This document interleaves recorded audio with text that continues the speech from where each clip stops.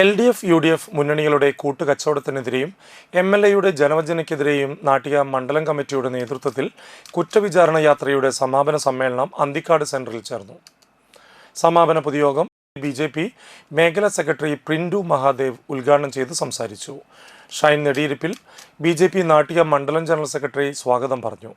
ജില്ലാ secretary EP Jancy, Harish master, Udaya Venugopal, BJP panchayat president Ragi Pradeep, Joshi Blangat, Nisha Praveen, മണ്ഡലം പ്രഭാരി സുധീഷ് മേനോത്തുപറമ്പിൽ, കർഷക മോർച്ച ജില്ലാ വൈസ് പ്രസിഡന്റ് CG പ്രസാദ്, കർഷക മോർച്ച മണ്ഡലം വൈസ് പ്രസിഡന്റ് ബാലൻ വാലപ്പറമ്പിൽ, മണ്ഡലം വൈസ് പ്രസിഡന്റ് സുനിൽ ദത്ത് തുടങ്ങിയവർ പങ്കെടുത്തു. BJP പഞ്ചായത്ത് ജനറൽ സെക്രട്ടറിയും പഞ്ചായത്ത് മെമ്പറുമായ ബിജു അണ്ടേഴത്ത്, പഞ്ചായത്ത് വൈസ് പ്രസിഡന്റുമാരായ ഗിരിജൻ മഠത്തിൽ, ഷൈജൻ പള്ളിയിൽ തുടങ്ങിയവർ പങ്കെടുത്തു. മണ്ഡലം വൈസ് പ്രസിഡന്റ് ഗോകുൽ കരിപ്പിള്ളി നന്ദി പറഞ്ഞു. നിങ്ങൾ നോക്കണം, BJPയുടെ മണ്ഡലം പ്രസിഡന്റ് ഒരു യാത്ര നയിക്കേണ്ടി വന്നു ഇവിടത്തെ ലൈറ്റുകൾ കത്തിക്കാൻ എന്ന് പറയുമ്പോൾ എത്ര ഗതികെട്ടവനാണ് ഇവിടത്തെ MLA എന്നാണ് നമ്മൾ മനസ്സിലാക്കേണ്ടത്.